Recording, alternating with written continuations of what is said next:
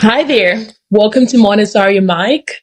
I'm your host, Kimberly Pasi, and today we're going to step into the Montessori classroom. Well, not physically, but we're going to be talking about something that is important for us to have a prepared environment, and that is our Montessori materials. We all know about the pink tower, the broad stair, the movable alphabet. Some people think that these things are just toys or they're just simple aesthetically pleasing things. But what if I was to tell you that these are designed with surgical precision to help a child to think and to help to shape the mind of a child? In this discussion, I'm joined by someone who's been working with these Montessori materials for years.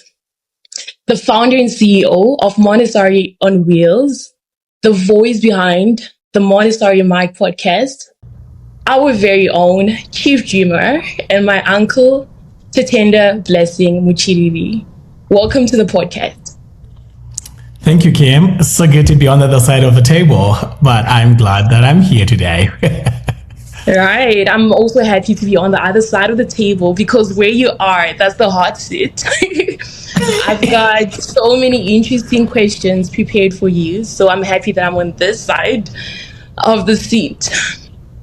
Yeah. So today we want to know about, your first interaction with the Montessori materials and why they're just not toys, why they help children and shape their minds. But before we get into that, I've got a little game prepared for us. Okay, I love to play games.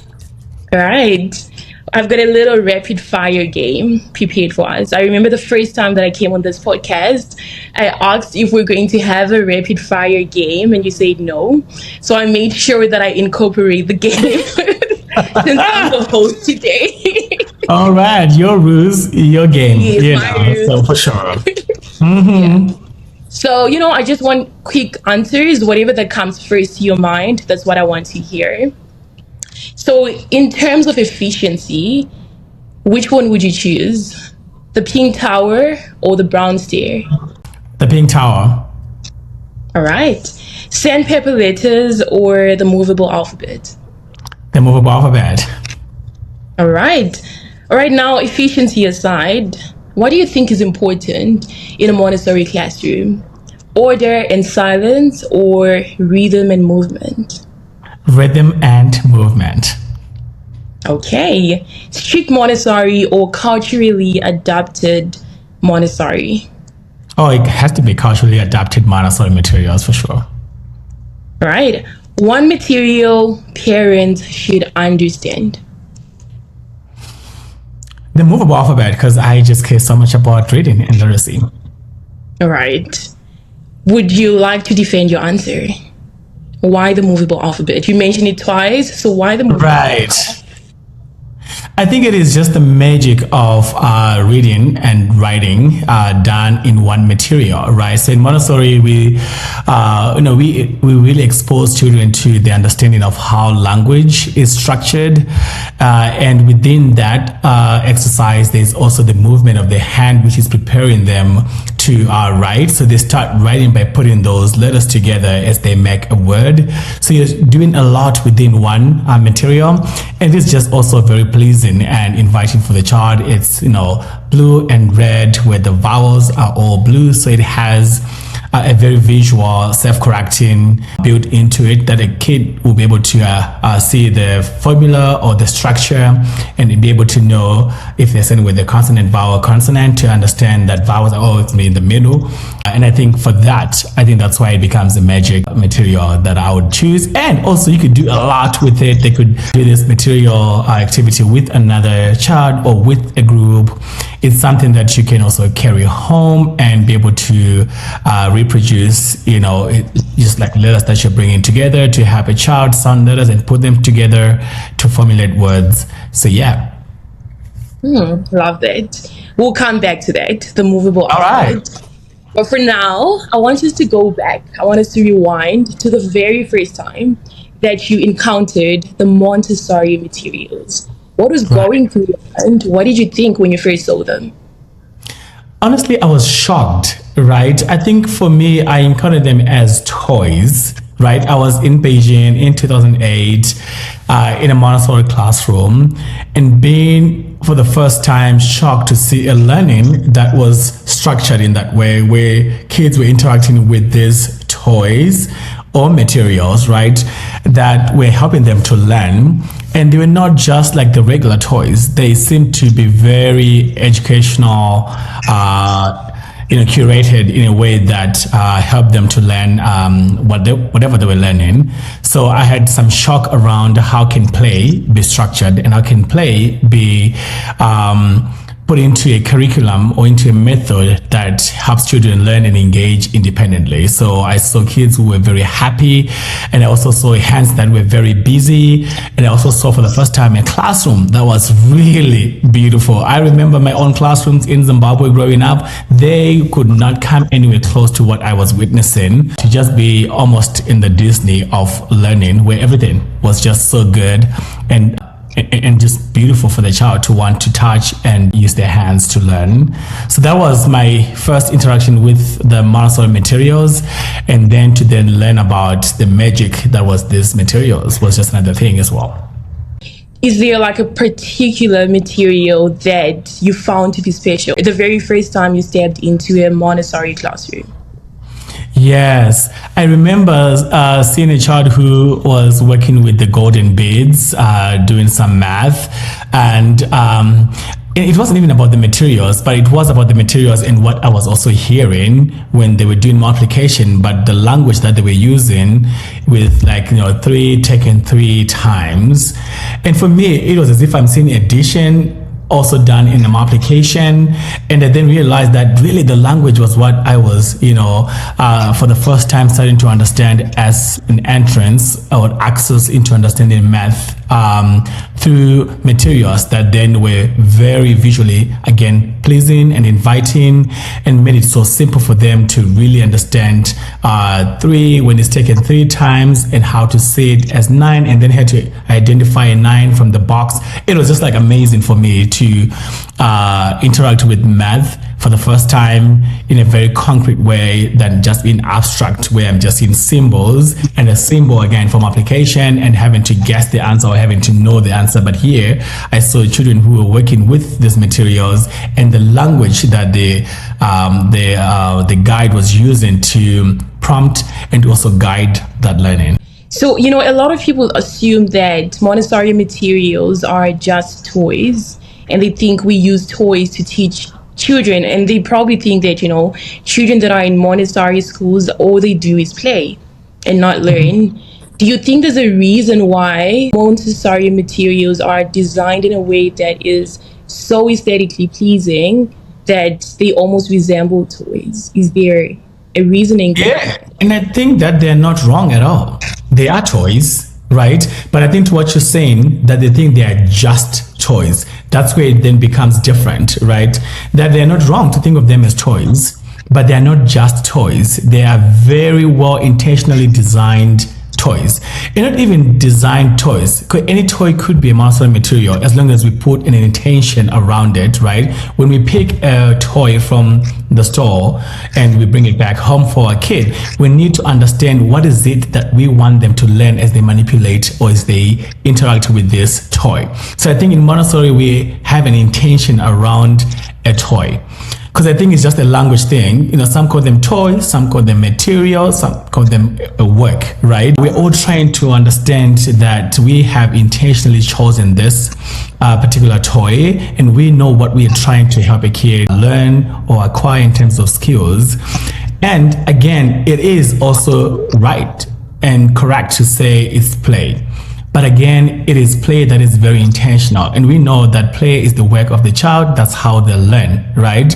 So instead of it just being play, we know that it's structured play. There is a guide who's guiding that learning with the materials as they play with these toys, right?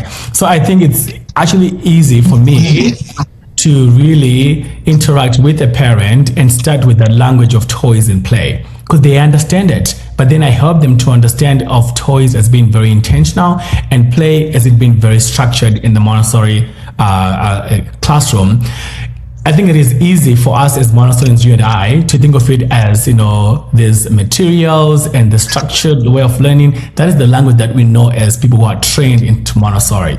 But for parents who are not trained, we need to meet them where they're at, right? Which is that they see them as toys. But then we then help them to understand that they are not just toys. We have picked this to put it in the sensorial for it to help with this learning, or with refining this skill, or doing this for them to be able to learn what. So I think it is that access that we then have to give them as we try to help them understand why there are these materials and why we have chosen these materials, and really to understand why Mama Montessori, for her, she chose the pink tower or the spindle box.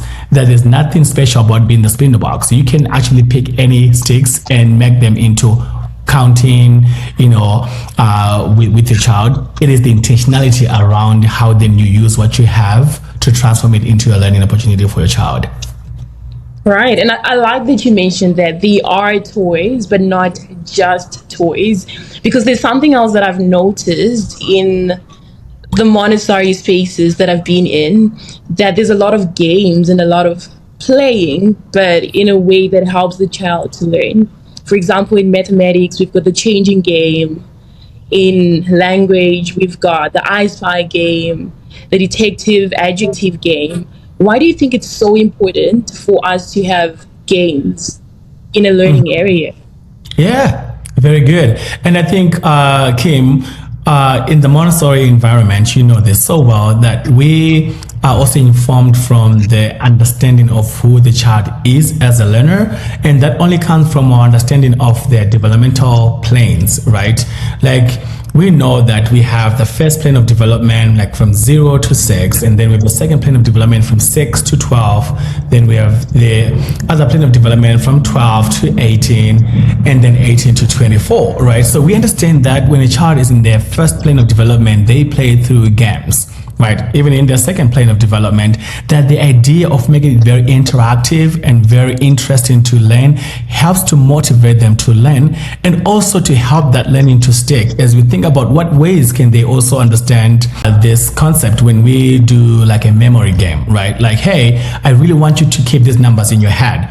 We're going to play a game where I'm going to show you a number, and I want you to keep this number in your head, and you can walk across the classroom to tell Kim the number that I just told you. Right? As a teacher, I really am helping your child, or the student, to keep a number in their head as they walk. We know very well kids get very distracted so easily. So having to exercise that part of their brain that can keep a number for like a minute or even 2 minutes as they walk around to find that friend, to tell a number, and to come back and remember that I told them what number.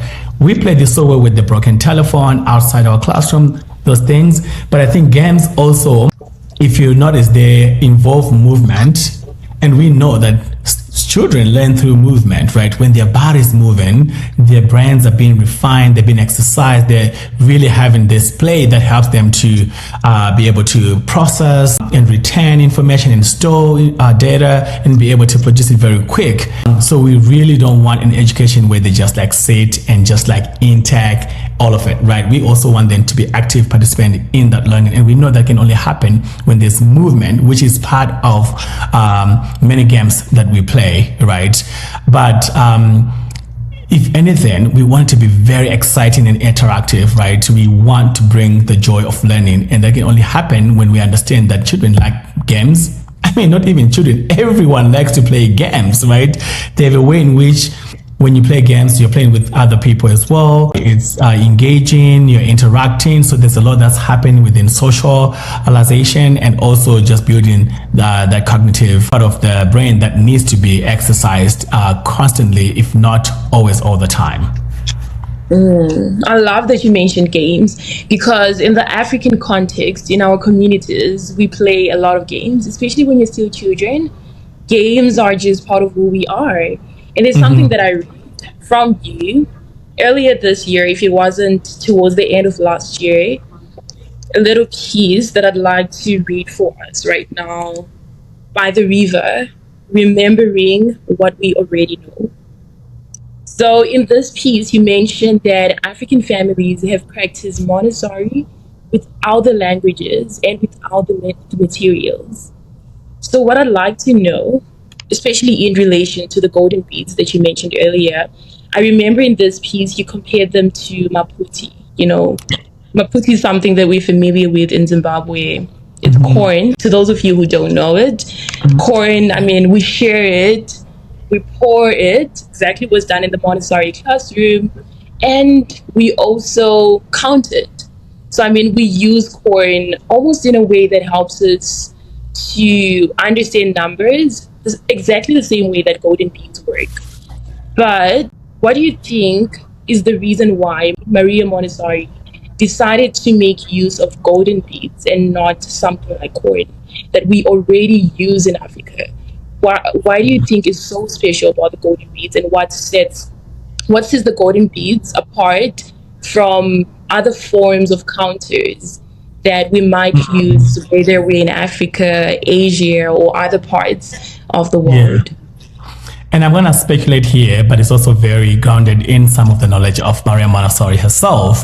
So when I wrote that piece, I remember it so well. I was in Victoria Falls at the end of the year, literally next to the Zambezi River, almost midnight, with some friends, and sitting down talking about Montessori. And really what we were talking about was our own cultural ways of raising children, and us adults who were there remembering some of those games and ways in which we learned.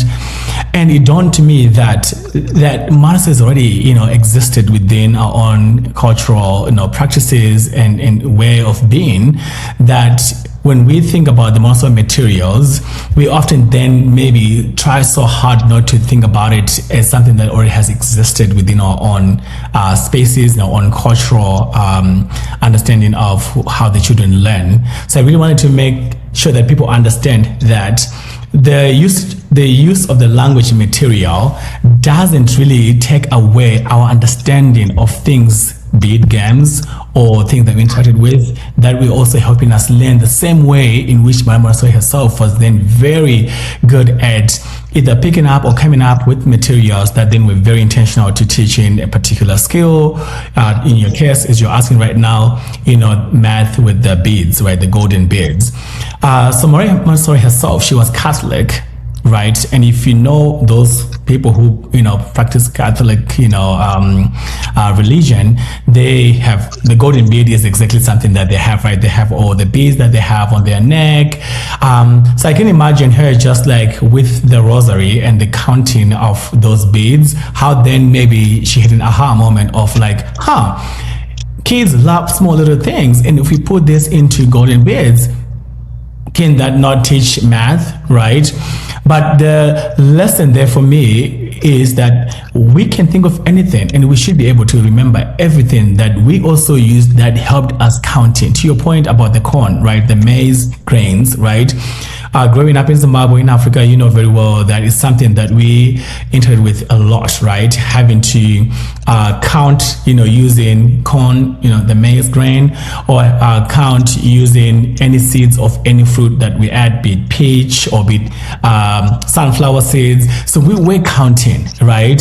So it's the same understanding that if we think about those things, and again, the science here is that little children, especially between the ages of 3 and 6, they are so obsessed with tiny little things. Their minds are so curious, right? That's why little kids like little tiny things. They could literally point to a little ant, right?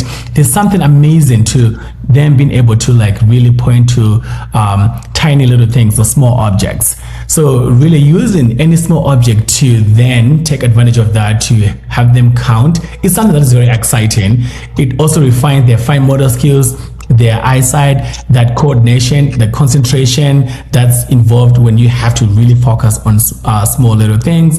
And I mean, in the Montessori material, we have them in different colors. We have the golden beads that are like 10, right? Then we have the one with a red color, 2 with a green color, 3 with a yellow color, right? So we then color code them to help with that control of error that we want for our children to set them up for success. Again, like I always say, we are not trying to trick them when we're trying to have them learn. So learning has to be fun. It has to set them up for success. We want them to be successful. We don't want to trick them. So we don't want to always have it very complicated for them to like have to crack a code and be like, oh my gosh, I did it. Right? Even when they can do that, we want them in the Montessori material classroom with the materials to feel that joy inside from them. I always say, Kim, in my classroom, when I have a kid who's, who has done something and they say that I did it, my response is always like, yes, you did.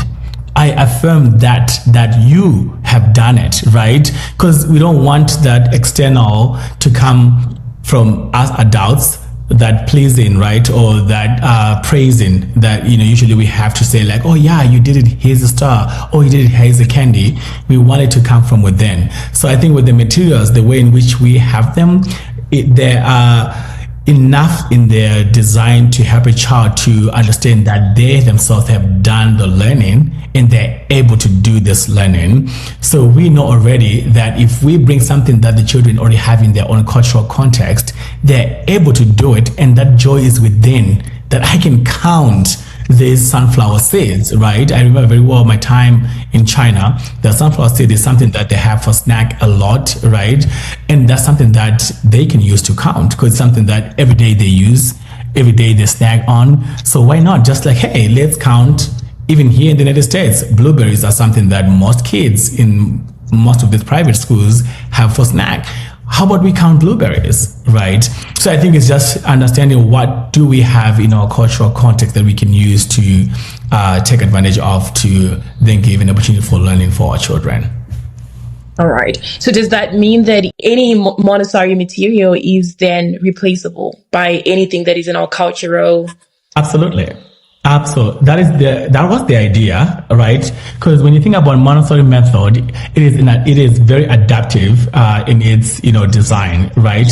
It is a scientific method that was really based off of observation that she was able to make, and then really understand the child.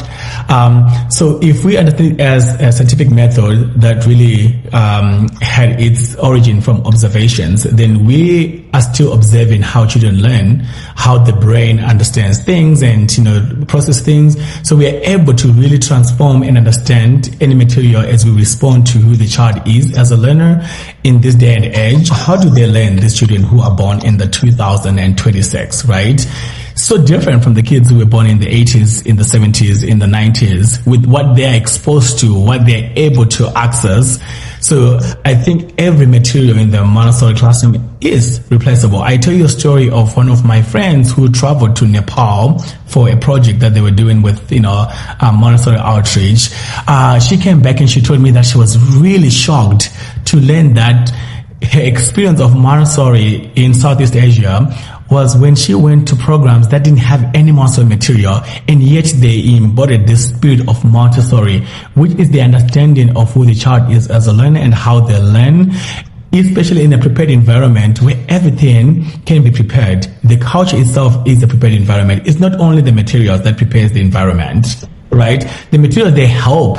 If you are literally in a typical traditional classroom where you then have to have those materials, but if you're at home, your home becomes a prepared environment when you're intentional about those toys that you buy for your kid on their birthday or on a holiday celebration, or when grandma or aunt brings something, to give to your child.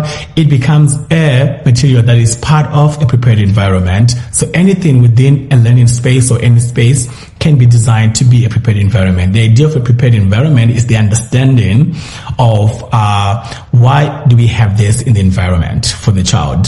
What should they learn when we put a picture on their wall? Do you want them to remember grandma? Do you want them to remember a memory? Is it going to spark a conversation, right?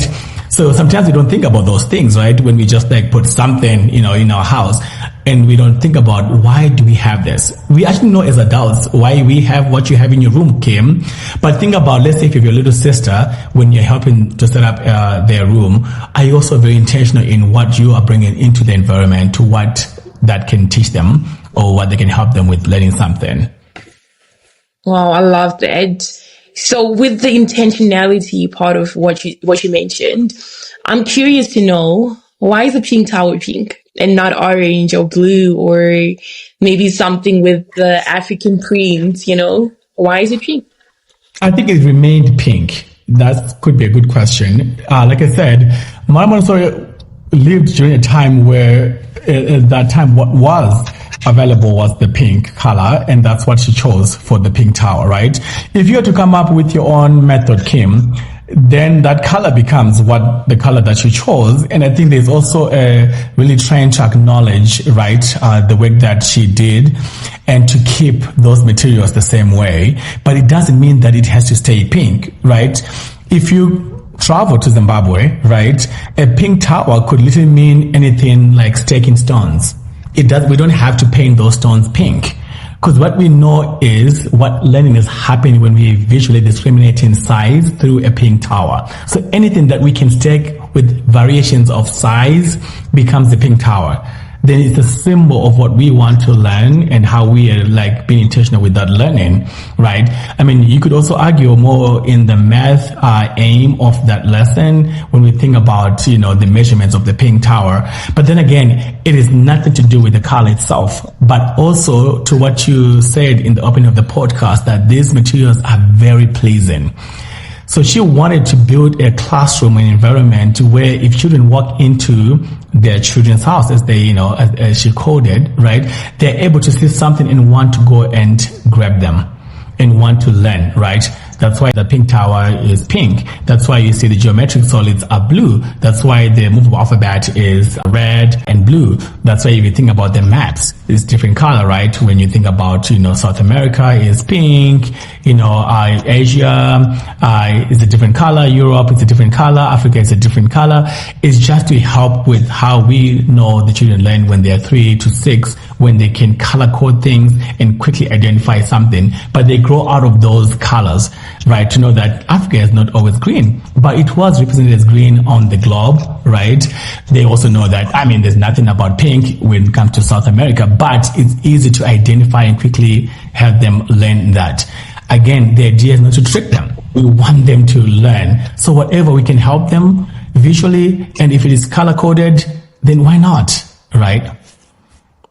Do you think that the color coding of the different maps helps with the self-correction of, like when the child is working with the material? Yes, okay. It is very, and also it helps them somehow start learning about different colors that are still with different countries, right? Because we have flags, we have all the kind of things. So it's helping them too when they get to a point where now they are learning about South Africa and the flag of South Africa, and it has different colors. So we are trying to also get to help them understand how colors help us learn something. But we're not very direct with that. We hope that inwardly, right, or indirectly, there is a learning that we can start preparing them for something else. Not to say that this color then will remain a representative of that understanding of a continent. But when you're 3, when you're 4, when you're 5, it helps a lot to quickly look at a map and then identify that this is South America, this is North America, this is Asia, this is Europe, this is Antarctica, this is Australia, right? But once you sort of know that when you're 3, when you're 4, when you're 5, 6, you sort of have the shape, right? So you start to identify content through a shape, right? You're growing, your learning is improving more and more and getting more deeper. Then when you're 6, 7, 8, 9, you maybe don't even need that. You just need to see, the flag of the United States and know in which continent. You need to see the flag of Sweden. You need to see a flag of Nigeria or a flag from Bangladesh, and then you know in which continent, right? Or you just need to understand, oh yeah, these animals are like, from North America. So here, oh yeah, tigers, oh, Asia. You start thinking about those. So we build that learning starting from the concrete as we get into more of other things that they can, learn to help them identify as a way of learning. Right. So what I'm understanding from this is that as the child grows, the information deepens and they will already have grasped a certain part of the information that then helps them to build up from what they know. Mm-hmm. Okay, so one thing that I've noticed though is that there's usually one of each material in a Montessori classroom. So for example, you'll find one pink tower, one set of broad stairs and so forth. Is there a reason for that? Yes, definitely. In the more contemporary, lives we live currently, there's just so much instant gratification because of the internet, right? Where things are very fast and they quickly move. And even, parenting in these days, we are trying to quickly respond to our kids because we don't want them to be disappointed. We don't want them to cry. We don't want them to be sad. But we know that it's taking away from some of the soft skills that we really want them to have, that could also be helped with anything that can delay that gratification. Right. So you could start thinking of that in that way, that having one material, as you learn to wait for it to be available, we have a delayed gratification where we are teaching you to wait for your turn. But also we know that waiting for a turn is a skill that we all need to develop, that not everything is given, right? Things we have to wait for them. There are things we need to wait for, when it's available. It's also respect for whoever is working with it, that right now Kim is working with this math material. It is her work. It is her activity, right, that she is engaged with. I need to wait. And either you're waiting as you observe Kim doing the work, or you're waiting as you also do another work. So it's another way to redirect them to something else. Like, right now the pink towel is not available. But guess what is available? Maybe we do have the volcano activity in the geography part of the classroom, or we have a language material that's available. So it also helps with redirecting children when that is not available. But also another way to invite a child to observe, like I said, I always tell my students in my classroom that if you're working on your activity and someone wants to come and maybe work with you, there are options. Either they can sit and observe, like, it's okay, you can sit and watch me do this work. They are also being taught to observe. Like, you can also learn from your peer as they engage with this work, as you wait for your turn to engage with this work. Or you can work with your peer collaboratively, right, so that you are all engaged in the same work. A pink towel is another work that, two students can work, together on that, either as a distance game, as a memory game, or building the blocks up. So really it invites all the materials, this idea of having to wait, which is good to them patience, and also taking turns, and also delayed gratification, and the idea of having to observe, and also having to respect that right now Tatenda is using this work, I have to wait for my turn. If I'm waiting, I can either choose to go and find another work, or I can choose to sit here and observe if I'm invited to do that. Or I can just be able to sit in with the idea that right now I don't have anything to do, as I'm waiting for something that I really want to do next. So I just get to sit in with that. Oh, lovely. So what I'm getting from this is that, with every material and everything, and in the way in which the Montessori classroom is set up, there's indirect aims behind everything. For example, you're learning to be more patient, to respect others, and so forth. What do you think is the most or the greatest skill that most Montessori learners have that most children in traditional schools might learn maybe at a later stage, or might never get to have?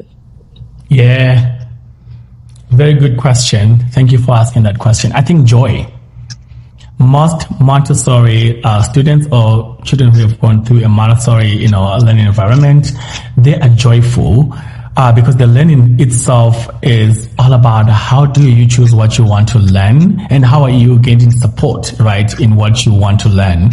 So I think naturally that in itself is a good recipe for joy for children, to know that I get to walk into this classroom, everything is designed for me. Right? Everything is designed for my little hands. Everything is designed for me to be able to learn what I want to learn.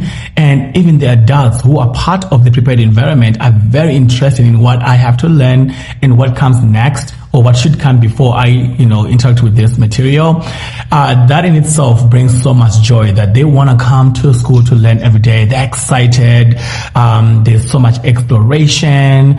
There's so much collaboration. And literally there are no limits. You can dream, you can ask big question, and everything is supported. Unlike in other traditional settings where learning is very controlled. We are all learning how to sound letters today. 35 of us in a classroom. What if I want to learn math? What if I'm coming and I want to do some science project? What if I want to come and read a book? What if I want to come and work on to refine my motor skills or my hand dexterity, right? So really it being a child-led method, it cultivates that joy, which often, is associated with like independence and being able to really have a strong sense of belonging, that I belong in this classroom because everything is designed for me and for me, right? So, yeah.